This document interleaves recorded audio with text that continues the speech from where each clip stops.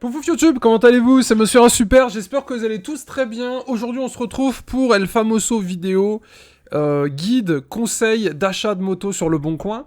Comme vous le savez peut-être ou pas, je viens récemment de changer de moto, j'ai acheté une Ducati Diavel, et auparavant j'avais un Vulcan, et auparavant j'avais un GSX-R, et sauf Vulcan.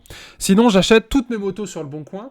Et je me suis donc dit que ça pouvait être sympa de vous partager un petit peu mon expérience, mes conseils concernant, je vous le souhaite, un prochain achat après l'acquisition de votre magnifique permis moto. J'ai donc demandé sur Twitter quels pouvaient être les modèles qui pourraient vous intéresser pour une vidéo exemple. Et la MT-07 est souvent revenue, étant donné que la MT-07, c'est un petit peu la moto que vous allez être beaucoup à vouloir en tant que jeune permis. Donc, j'ai cherché des annonces de moto. De base, je voulais chercher toute la France. Et je me suis dit, on va plutôt se focaliser uniquement sur ma région, parce que ça n'a aucun intérêt de comparer 12 000 MT-07. Donc, j'ai sélectionné au hasard, hein, j'ai pas commencé à trop chercher, histoire qu'on fasse quand même quelque chose de naturel. J'ai sélectionné plusieurs motos qui vont d'un montant de 7600 à 5500.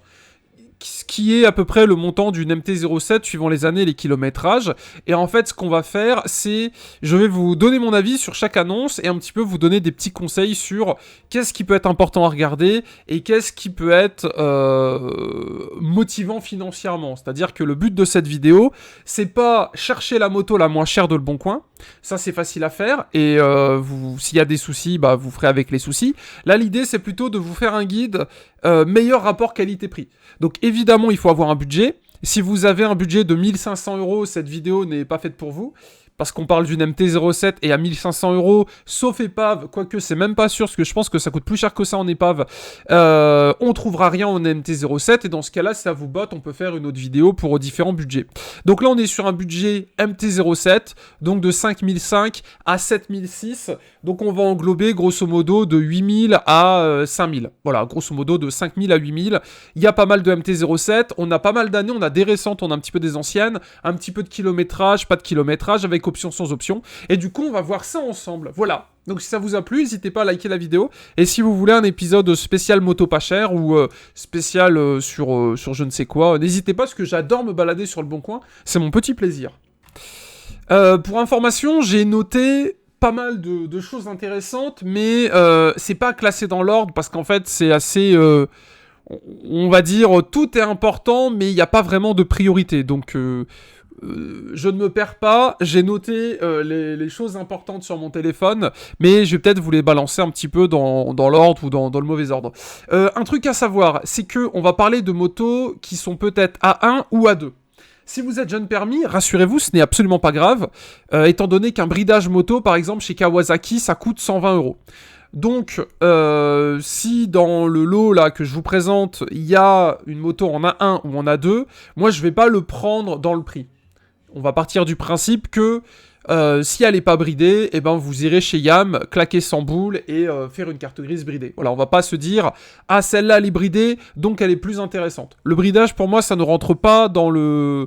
C'est pas intéressant dans le fait d'achat d'une moto, étant donné qu'on parle d'une MT-07 et qu'elle est forcément bridable. Par contre, attention, si vous êtes intéressé par une autre moto et que vous êtes jeune permis, faites attention, vérifiez bien qu'un bridage est compatible avec votre moto, et que votre concessionnaire peut vous le faire.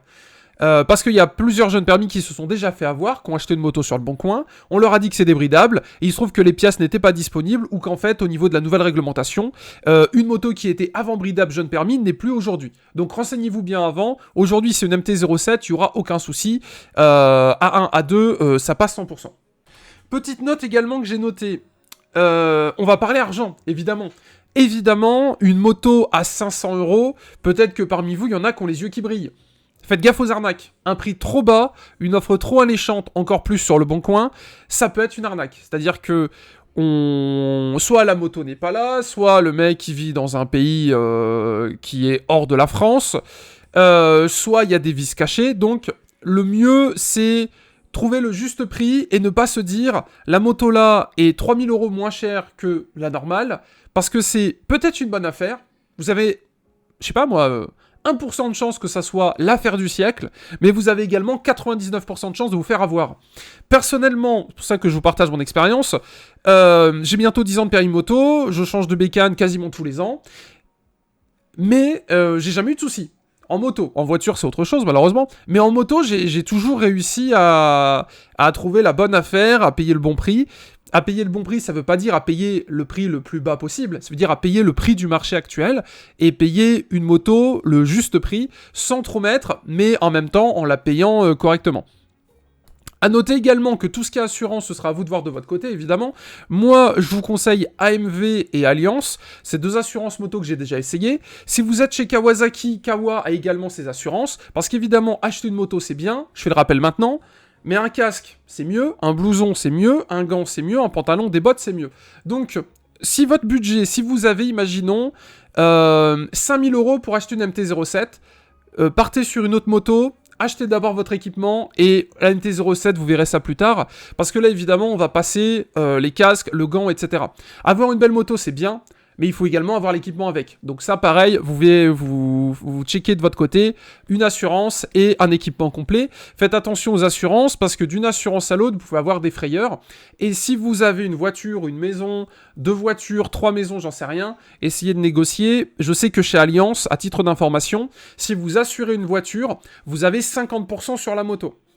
Je vous le partage comme ça. J'imagine que si vous êtes motard, vous avez peut-être le permis voiture. Il y a moyen de faire des petites économies comme on vise, on va dire, MT-07, donc jeune permis. Économiser un peu de thunes tous les mois sur l'assurance, je peux vous assurer que c'est une bonne nouvelle. Rassurez-vous, on va regarder les annonces, mais ça va aller assez vite. Mais vraiment, je note les infos. Un truc important, on parlait des assurances. Quand vous checkez une annonce, vérifiez si la moto est gravée. C'est bête et méchant, mais une moto qui n'est pas gravée va poser problème à l'assurance. C'est-à-dire que moi, ma Ducati Diavel n'était pas gravée, et mon assurance, en l'occurrence, AMV, m'a expliqué que si elle n'était pas gravée, et si je n'avais pas d'antivol et serra, j'allais avoir un malus en cas de vol. Donc, conseil, si la moto n'est pas gravée, prévoyez dans votre tête le budget gravage, ou demandez au vendeur, est-ce que la moto est gravée ? Et bien évidemment, si vous achetez la moto, faites les changements pour mettre le gravage à votre nom. Voilà. Donc, petite information. Un bloc Serra, ça coûte 70 €. Un gravage, ça coûte moins de 100 €. Et ça peut vous permettre d'économiser 450-500 € de franchise en cas de vol. C'est... Malheureusement, ça arrive, les vols de 2 roues, c'est courant. Donc, autant mettre toutes les chances de votre côté. Gravage, bloc et serra, c'est mon conseil. Ça coûte un petit peu d'argent, mais si vous voulez dormir tranquille, c'est toujours utile. Dans les autres trucs que j'ai notés, ne soyez pas surpris si vous ne pouvez pas essayer les motos. Ne soyez pas frustrés, c'est pas une arnaque ou ça ne veut pas dire que le vendeur essaye de vous arnaquer. Moi, je vends d'habitude... j'ai vendu toutes mes motos sur le Bon Coin. J'acceptais les essais au début. Et à partir du GSXR, j'ai arrêté de faire des essais. Parce qu'en fait, il y a trop de gens qui prennent le Bon Coin pour des concessions moto, ils viennent essayer les motos. Donc, ne soyez pas surpris si on vous dit « il n'y a pas d'essai ». Ça ne veut pas dire que le vendeur est malhonnête, je suis quelqu'un d'honnête.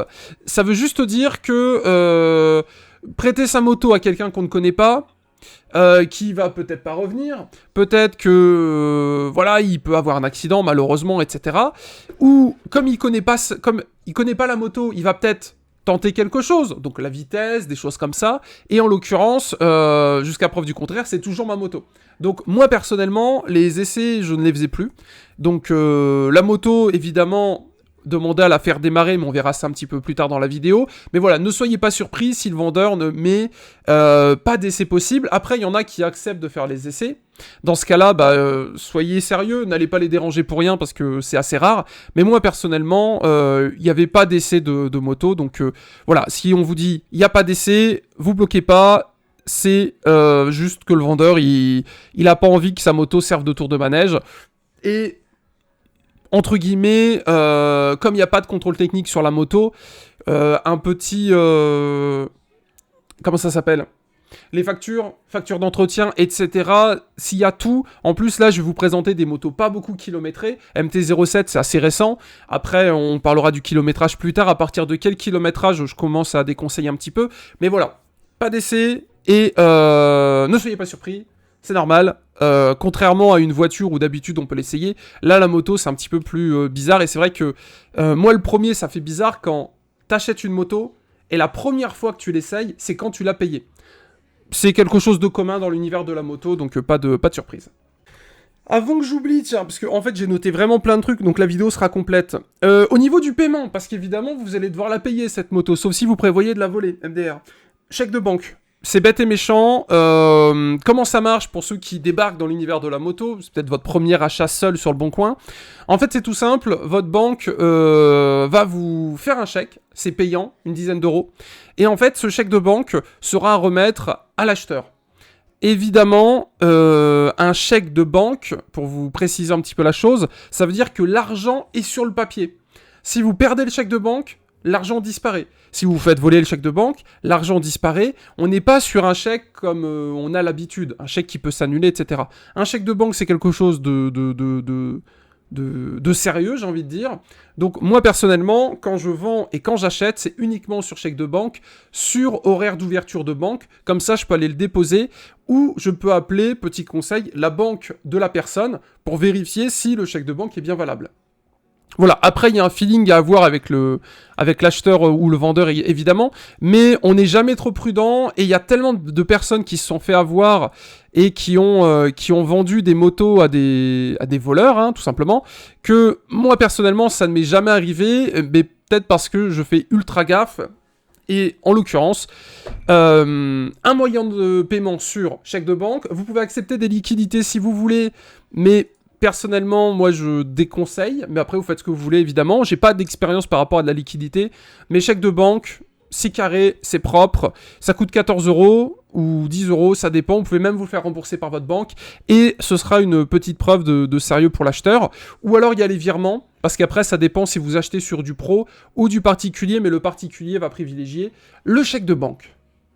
Après, évidemment, privilégier des motos avec un entretien. On peut voir ici, par exemple, que la vidange des 20 000 a été effectuée à 17 000. C'est quelque chose d'assez commun, mais il faut savoir que dans l'univers de la moto, il n'y a pas de contrôle technique.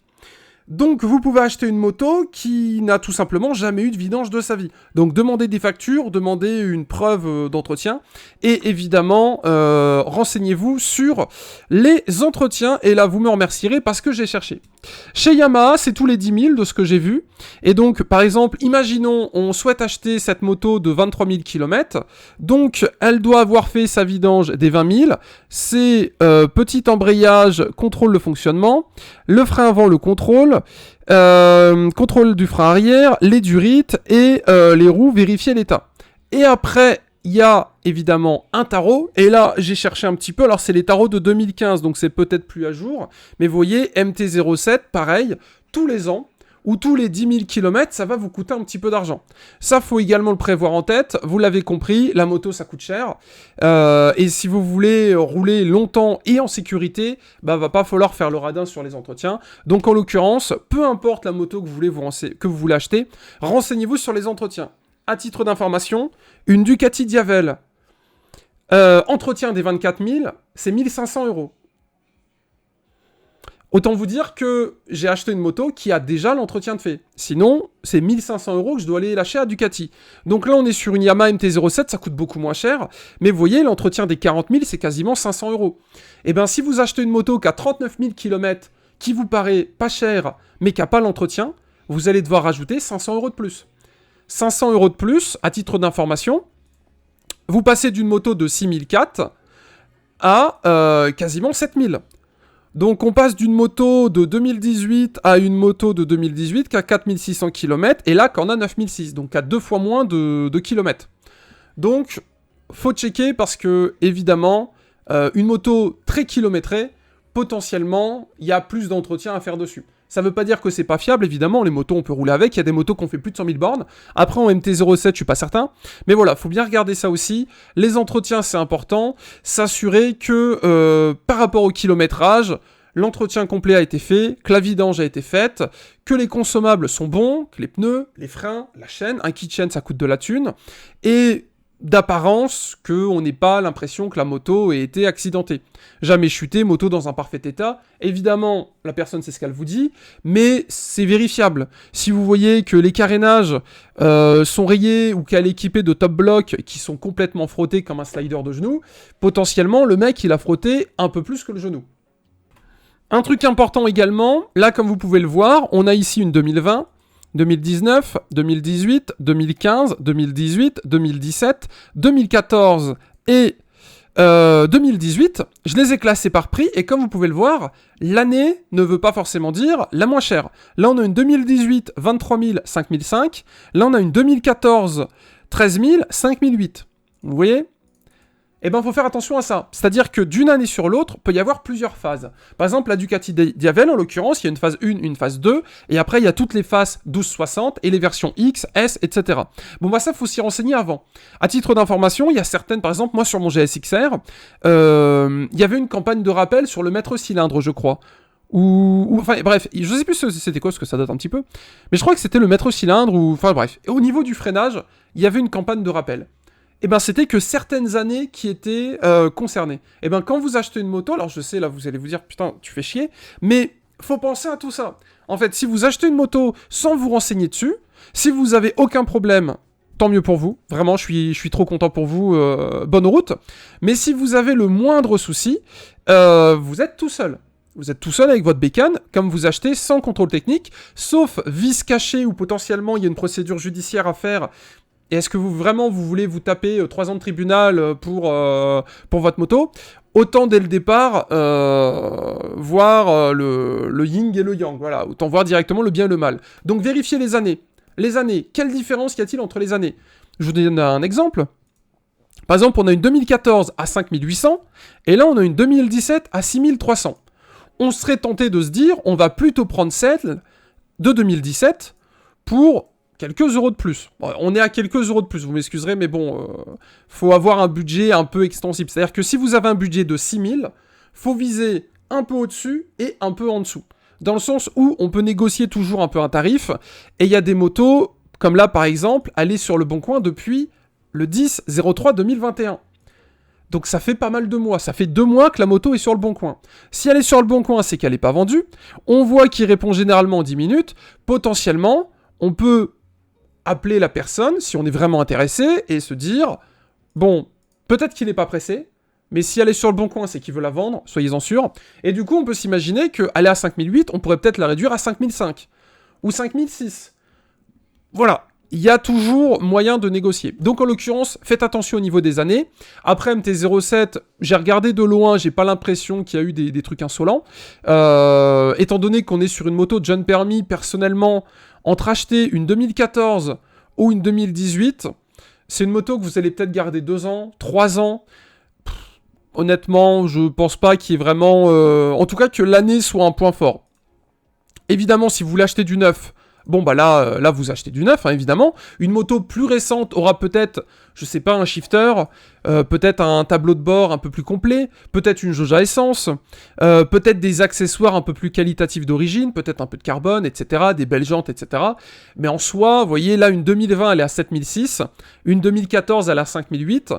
Bon, est-ce que vous êtes à 2000 € près ? Je pense qu'on peut être à 2000 € près, et personnellement, 2000 € près, pour une MT-07 A2, donc une moto que vous allez acheter bridée, revendre bridée pour partir sur autre chose sûrement, ça vaut pas forcément le coup de partir sur une 2020 ou une 2021. Mais là encore une fois, c'est à vous de voir en fonction de votre budget et de votre coup de cœur. Évidemment, les clignotants plastiques, ça fait pas rêver.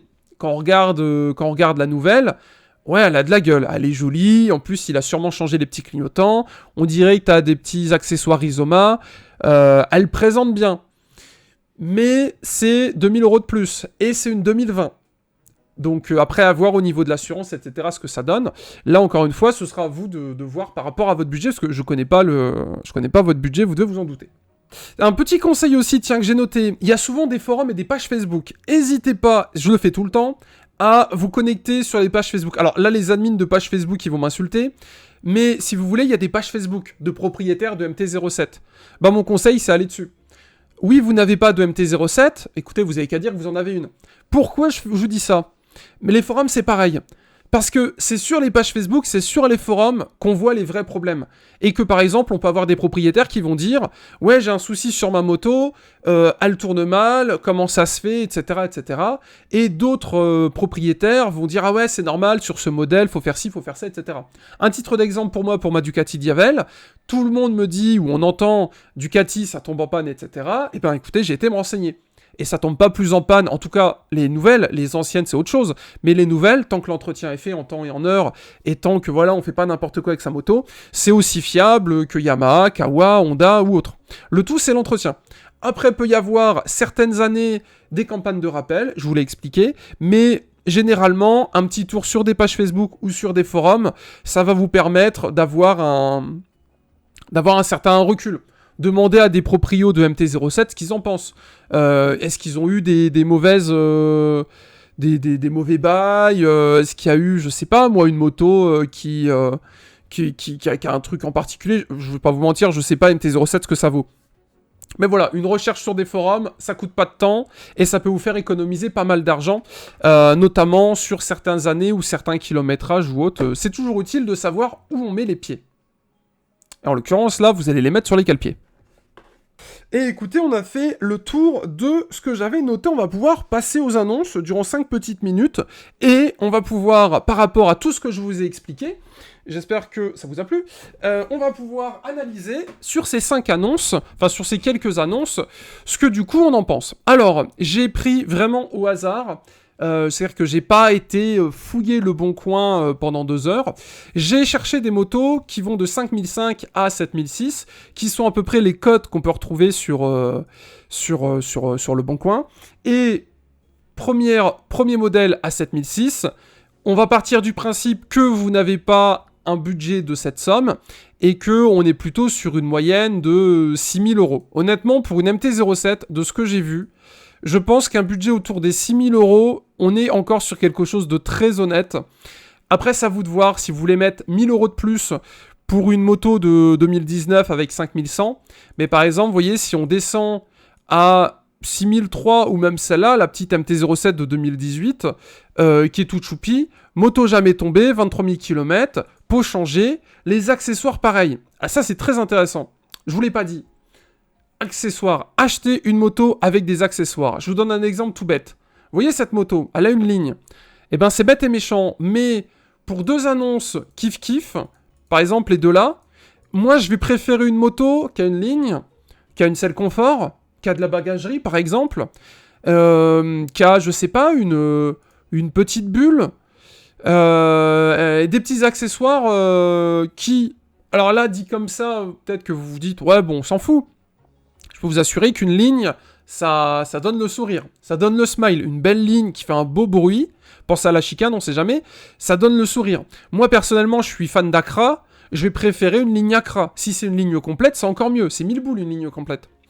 Il n'y a pas de bulle. Potentiellement, c'est peut-être un petit bonus que vous allez vous faire. Après, on n'est pas non plus sur des tarots incroyables. Mais mon conseil, c'est entre 2 motos, préférer une moto, par exemple, on a 2 motos à 7000, vous voyez. Il y en a une de 2019, une de 2018, c'est kiff-kiff, je vais pas vous mentir, on est pareil. Hein. Il y en a une de 4600, une de 5100. Niveau du kilométrage, on est exactement pareil. Après, rien ne vous empêche de checker au niveau de la grille. Donc en l'occurrence, tous les ans, il y a un entretien minimum. Et après, là, à la 4006, donc l'entretien, c'est quoi? C'est 10 000 le premier. La première année, c'est 150 €. Et après, c'est au premier 10 000 km. Donc on est sur 2 motos vraiment kiff-kiff. Donc on va être sur le bon exemple.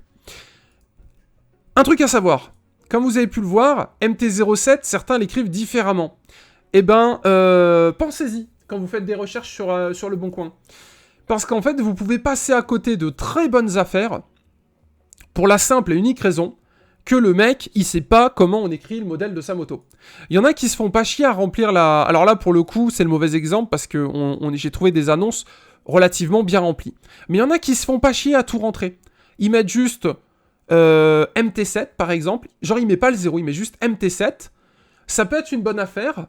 Peut-être que le mec, il a la flemme, il sait pas trop, enfin bref, mais ça peut quand même permettre de trouver des bonnes affaires. Après, moi, personnellement, je préfère acheter une moto qui possède une belle annonce. Ça vous fait rire, hein, mais je suis plus en confiance devant une belle annonce Voilà, c'est bien noté, c'est beau, il y a plein de petites informations. Qu'avec une moto où c'est mis vent MT-07, merci. Tu vois, il manque des trucs. Alors après, à vous de voir, hein, je veux pas dire que c'est des arnaques, loin de là. Mais une belle annonce, c'est déjà un premier coup de cœur. Et si vous êtes vendeur, bah les gars, pensez à ça. Donc, deux motos. Alors, on passera sur le kilométrage. Moi, évidemment, je préfère acheter des motos qui sont près de chez moi. Je me sens pas l'aventure de prendre une remorque et de faire 800 bornes. Si c'est votre cas, vous allez gagner de l'argent. Parce que d'une région à l'autre, on peut tomber sur des motos plus ou moins intéressantes. Moi, en l'occurrence, j'habite dans le Pas-de-Calais, je préfère acheter autour de chez moi. Descendre sur Marseille ou sur Paris pour chercher une moto, même si elle est pas très, enfin même si elle est dans un bon rapport qualité-prix, je vais préférer mettre un peu plus et aller la chercher à côté de chez moi. Mais ça, encore une fois, ce sera à vous de voir. Donc, on a deux motos, on passe à l'analyse. On a une première moto qui est affichée à 7000 €, qui est de couleur noire. Alors, encore une fois, les couleurs, à vous de voir. Personnellement, les MT-07, je suis, merci GG, pas du tout fan du bleu.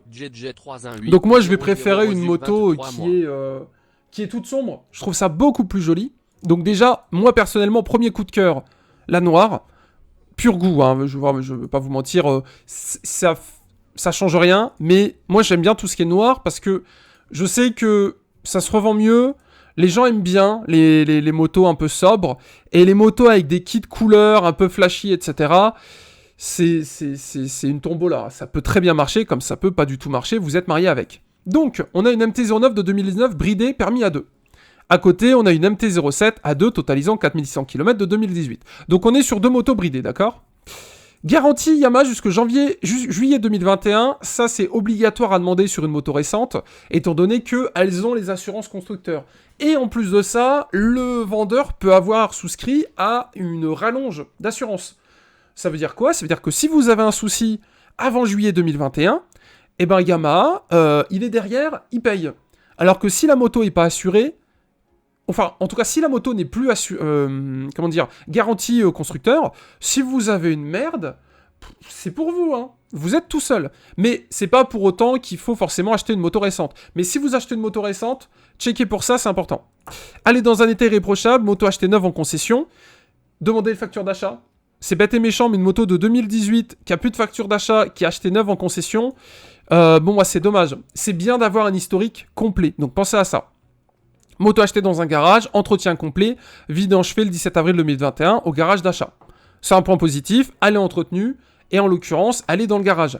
Imaginons, vous habitez à côté de Avesnes-sur-Helpe, et voilà le nom, et que vous avez besoin d'aide, Helpe, vous l'avez bien joué, eh ben, vous achetez une moto, et vous avez la possibilité de continuer à aller dans le garage où elle a été achetée. Je vais pas dire que c'est un gage de sécurité, de garantie, mais vous aurez peut-être moins d'emmerdes que si vous achetez une moto, le mec il fait l'entretien tout seul, peut-être qu'il n'est pas vraiment mécanicien, et du coup vous allez peut-être devoir payer un vrai mécanicien pour passer derrière. Après nous avons le plus croustillant, une Lignaro, c'est pareil, c'est plusieurs centaines d'euros, des petits clignotants, support de plaque, saut de vent, rétro, levier bleu et noir, prix 7000. Donc on a pas mal d'équipements. Après, je demanderai plus de photos. Donc demandez des photos, c'est important. Parce que là, il y a deux photos, la photo. Tu vois ce que je veux dire ? Et en plus, il a lavé quand il pleuvait, on dirait. Donc, les rayures, là, tu vois pas si elle est tombée, tu vois pas s'il y a des petites traces. Parce que je sais que je vous ai dit, privilégiez des motos qui sont à côté de chez vous. Mais c'est pareil, est-ce que vraiment ça vaut le coup de faire perdre votre temps à un vendeur et vous de perdre votre temps pour voir une moto qui est griffée et vous dites « Ah ouais, bah, je savais pas qu'elle était griffée, je la prends pas. » Donc demandez des photos, c'est important. Et si le vendeur veut pas vous faire de photos, bah écoutez, il garde sa moto, hein, et puis c'est tout. Vous voyez, c'est pas compliqué la vie. Il y a un petit effort à faire, on va dire. Donc là, il y a un peu d'accessoires, ce qui veut dire que dans les 7000 que vous allez payer, il y a au moins peut-être, je sais pas moi, 800 ou 1000 euros d'équipement. Que le gars a payé, que vous ne payez pas, d'accord ? Évidemment, il le vend à peu près au prix de l'Argus. Mais il y a de l'équipement, c'est toujours ça de moins à rajouter. En plus, c'est mon avis, il a viré la grosse bavette arrière, il a mis une ligne. Moi, c'est les deux accessoires que j'oblige quand j'achète une moto. L'échappement et la bavette. Sur ma Diavel, ça rend trop bien, j'ai la ligne qui est changée, j'ai pas mal d'accessoires dessus, mais vraiment, une moto qui a pas de ligne, vous allez craquer à un moment, ça va vous saouler, vous allez vouloir faire un peu de bruit, et vous allez dépenser de l'argent, alors que vous auriez pu économiser de l'argent, ou utiliser cet argent pour acheter une moto plus récente, avec moins de kilomètres peut-être. Parlons kilomètres. Au niveau des annonces, vous voyez, on est sur des motos qui n'ont pas beaucoup roulé. Honnêtement, j'ai déjà acheté une moto avec 40 000 km, j'achèterai pas plus, mais pour une MT-07, qui est une moto assez récente, tant que allez, même 23 000, c'est parfait. Honnêtement, en dessous de 30K, vous avez zéro souci à vous faire. Après, c'est les entretiens. Faut regarder un petit peu si ça a bien été fait. Vous voyez, les entretiens, ça va jusqu'à 60 000 km. Ça dépend de votre budget. Si vous avez un budget vraiment serré et que vous voulez absolument une MT-07, bah vous allez devoir acheter une MT-07 avec 40 000 km. Personnellement, j'aime bien avoir des motos qui n'ont pas trop de kilomètres. En plus, moi, je vis dans une région où il pleut souvent. Donc, les mecs, ils roulent pas beaucoup. La Madiavel, elle a 10 ans et elle a 24 000 km en 10 ans. Ça fait plus de 2000 km par an, c'est rien du tout. Donc, j'aime bien acheter des motos dans ces eaux-là, qui roulent peu, mais qui ont un entretien et qui présentent bien. Voilà, qui n'ont pas la fourche qui a été griffée, les top blocs arrachés, etc. Donc au niveau du kilométrage, si c'est pour un premier achat et que vous n'avez pas la thune infinie, bah en fait vous allez pouvoir faire baisser le prix sur le kilométrage. Une moto, une MT-07 40 000 km coûtera beaucoup moins cher qu'une MT-07 qui en a 20 000. Ça divisera pas le prix par deux, mais vous allez pouvoir gagner quelques centaines d'euros, voire peut-être un billet de 1000. Après, est-ce que ça vaut le coup? Là, c'est à vous de voir. Personnellement, imaginons pour 4500, vous avez une moto qui a 20 000 bornes de plus. Je préfère mettre un peu plus et avoir moins de kilomètres et potentiellement moins d'emmerde. Parce qu'une moto qui a 40 000 km, ça veut dire qu'elle a vibré pendant 40 000 km. Ça veut pas dire qu'elle est pave, hein, ça tient très bien. Il y a des bécanes qui ont fait plus de 100 000 bornes. Mais moi, personnellement, j'achète des motos peu kilométrées. Anciennes, certes, plus de 10 ans, ça me fait pas peur. Avec ABS, je conseille évidemment. Mais après, niveau kilométrage, je veux pas des motos bornées à la mort. Vous allez me dire, le wheeling, c'est pareil, parce qu'MT-07, c'est pareil. Pour en trouver une qui a jamais fait de wheeling, faut y aller, j'ai l'impression. Mais voilà, c'est des petites choses. Moi, c'est mon partage. Peu de kilomètres, c'est bien. 20 000, 30 000, ça passe. Après, si on commence à passer sur une MT-07 à 60 000 bornes, voilà quoi. Vous verrez, c'est le budget. Après, évidemment, comme on est sur YouTube, ce qui est bien, c'est que vous pouvez réagir en commentaire et du coup, on peut partager un petit peu nos petites expériences. Donc, si on compare du coup ces deux motos, comme vous pouvez le voir, on est à peu près sur un kiff-kiff. Support de plaque, ligne dominator, pot d'origine. Pareil, c'est un bon point. Demandez les pièces d'origine pour une raison toute simple. Pas pour les revendre à côté sur le bon coin, mais faut penser à l'après. Bah, c'est toujours bien de revendre une moto avec les factures et les pièces d'origine. C'est sérieux. Voilà. Alors, je dis pas que vous n'êtes pas sérieux si vous avez plus les pièces d'origine, évidemment. Sur certaines motos, ça peut être compliqué. Mais là, sur des motos assez récentes, qui ont été un petit peu modifiées, bah, la petite ligne, ça fait toujours plaisir. Et en l'occurrence, ça mange pas de pain. Après, je vous parlerai bien du contrôle technique, mais à première vue, il n'est pas passé. Donc pour le moment, on n'y est pas encore. Mais voilà, faut penser peut-être un jour à un contrôle technique. Si vous avez les pièces d'origine, normalement, vous êtes censé passer au contrôle technique avec des pièces d'origine. Donc c'est un plus et ce sera toujours ça de moins à racheter. Moto jamais chutée, dans un parfait état, 7 000 €. Les clés rouges, c'est important. Gravage, c'est important. Bon, entre les deux, moi, vous l'avez compris, je préférerais prendre la version noire. Elle est très choupinou, elle a une ligne dominator, je connais pas du tout, mais je pense que ça doit faire un bordel. Et visuellement, mis à part une petite bulle qui doit coûter une petite centaine d'euros, on est à peu près sur la même chose. Après, point positif, comme il n'y a pas de bulle, bah du coup tu vas moins vite parce que tu as tout le vent dans la gueule, et de toute façon tu es embridé. Donc en soi, ça peut passer. Après, ce sera peut-être un petit plaisir pour plus tard. Moi, personnellement, entre les deux motos, je m'orienterai plutôt sur celle-là. Voilà, après c'est à vous de voir. J'ai un autre exemple pour terminer la vidéo. Si vous aimez bien un petit peu le beau jeu, là on est sur une moto qui a eu un petit peu de covering, qui a, de ce que j'ai l'impression de voir, une sorte de petite selle personnalisée, vous voyez. il y a des petits liserés, etc. Ça, pareil, une selle gel, Alcantara, cuir, je sais pas trop ce qu'il a mis, bah c'est toujours un plus. Une selle, c'est 250-300 euros. Et ben c'est toujours ça de prix, et c'est très appréciable de pas avoir mal au cul quand on fait de la bécane. Là, on est sur une moto de 2015, donc elle est un chouïa beaucoup plus vieille que celle-là, 4 ans de moins, et par rapport à elle, 3 ans, mais on est encore sur, regardez, si je les mets... Vous pouvez me dire la différence là entre les deux comme ça? Vous voyez, c'est... Alors oui, le feu a un peu changé, mais sinon, c'est pas flagrant de ouf. Bon bah après, c'est à vous de voir. Est-ce que... de 6008, 7000, il y a 200 euros à gagner. Voilà, je vous dis ça, je vous dis rien. Personnellement, pour 200 euros, je trouve que c'est pas forcément le plus intéressant, mais quand on regarde les accessoires... On a un Acra Titane, saut devant Air Max, sabot moteur, clignotant, éclairage, liseré de jante. On a quand même pas mal d'accessoires. Après la 6008 à débattre, on est sur le bon coin. Peut-être qu'on peut la descendre à 6005. Et dans ce cas-là, on économise 500 euros. Pour 200 euros de près, vaut mieux prendre la noire. Honnêtement, à 200 boules le près, ça sert à rien. Autant prendre la moto la plus récente. Évidemment, le but, c'est prendre la moto la plus récente, la moins kilométrée, et la moins chère en restant dans un rapport qualité-prix qui n'est pas une arnaque. Donc là, entre les deux, si on devait définir un petit truc, pour 200 euros de près, c'est pas intéressant.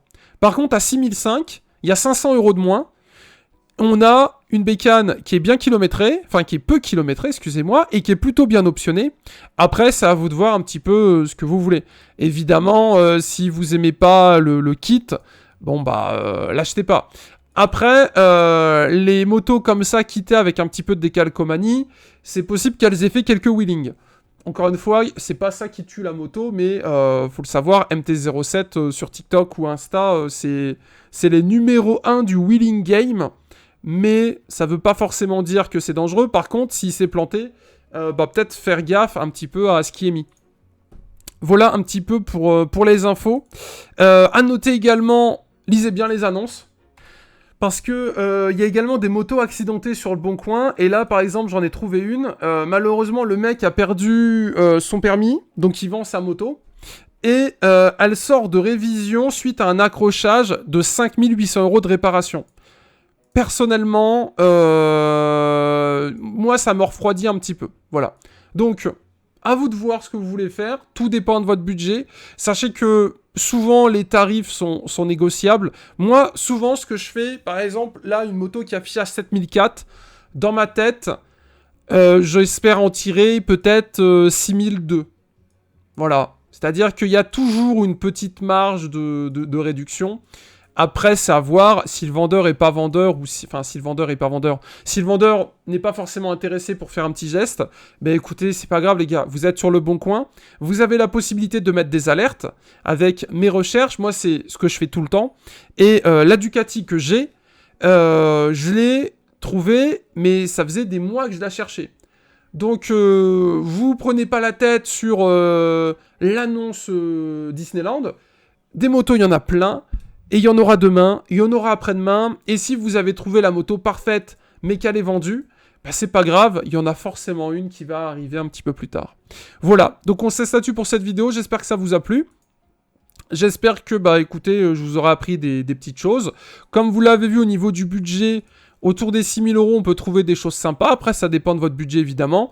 Si vous êtes plus près des 5 000 euros, parce qu'il va définir la moto, ça va être le kilométrage et l'année. Si vous êtes dans la moyenne, n'hésitez pas à taper un peu plus haut pour pourquoi pas essayer de faire descendre les tarifs. Une moto affichée à 7 000 euros, si le vendeur est OK pour la laisser à 6 500, eh ben vous la prenez à 6 500. Parce que ce qu'il faut savoir, c'est que là, on est sur des motos à 2. Donc les mecs, ils vendent des motos pour passer sur des gros cubes. Donc, ils sont normalement un peu pressés de les vendre, dans le sens où ils veulent avoir la nouvelle grosse moto. Donc, je vais pas dire que ça peut être un point de torture, mais on va dire une moto bridée A2 en vente en A2, c'est une vente pour repartir, sauf retrait de permis, sur une moto plus puissante. Donc, il y a la volonté quand même de vendre. C'est-à-dire que le mec, il veut pas garder son A2 pendant 2 ans. Il veut la vendre. Il vous dira qu'il n'est pas pressé, mais il veut la vendre. Parce que quand t'as la formation gros cube, rester en A2, ça fait chier. Et s'il veut la débrider, il doit refaire la carte grise. Donc c'est payant, donc ça fait chier. Donc voilà, sur du A2, honnêtement, n'hésitez pas à faire votre A. N'hésitez pas à négocier un peu les tarots. Et vous trouverez, j'espère, votre bonheur et au plaisir de se croiser. Et écoutez, j'espère que j'ai répondu à toutes vos questions. Pareil, n'hésitez pas à réagir en commentaire. Je pense honnêtement que j'ai rien oublié. J'ai noté plein de trucs, la vidéo elle dure 40 minutes. Je suis content d'avoir trouvé le temps de la faire. J'espère qu'elle vous aura été un petit peu utile, que vous aurez appris des petites choses. Et si vous êtes aussi motard d'expérience, n'hésitez pas à réagir en commentaire, à partager. On a tous une expérience différente un petit peu de Le Bon Coin. Moi personnellement j'achète à 10 particuliers sans aucun souci. On peut se faire arnaquer par un pro. Pareil, c'est-à-dire qu'il n'y a pas de... Malheureusement, il n'y a pas de ligne 100% safe. Le tout, c'est bien faire attention et une offre trop belle est souvent fausse. Voilà. Bisous YouTube. À demain. Salut!